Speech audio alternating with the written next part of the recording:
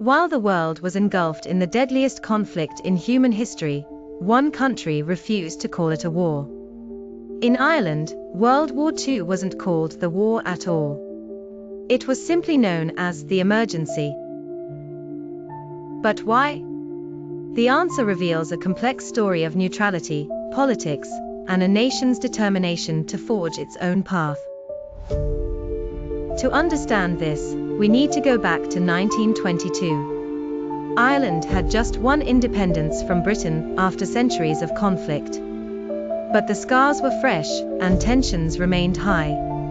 The Irish Free State was barely 2 decades old when war broke out in Europe in 1939. When Britain declared war on Germany, many expected Ireland to follow. After all, they were still part of the Commonwealth.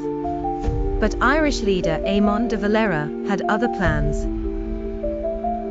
In September 1939, de Valera declared Ireland neutral. This was a bold statement of sovereignty. Ireland would make its own decisions, not follow Britain automatically. But here's the thing. Under the Irish Constitution, a formal state of war could only be declared by the Dáil, Ireland's parliament.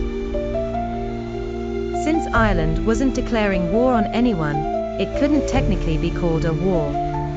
The government then introduced the Emergency Powers Act and began referring to the period as the emergency. This wasn't just political wordplay. The term was carefully chosen to emphasize Ireland's neutrality, while acknowledging the serious situation facing the country. The emergency brought real hardships. There were food shortages, fuel rationing, and strict censorship. Tea, sugar, and bread were scarce. Gas masks were distributed. Dublin experienced blackouts to avoid attracting German bombers. Ireland mobilized over 40,000 troops and volunteer defense forces, not to fight in the war, but to defend Irish neutrality.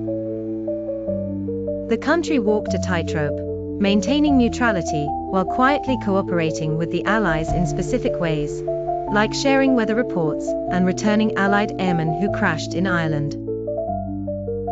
Meanwhile, a substantial number of Irish citizens crossed the border to join the British forces, or the war economy as workers.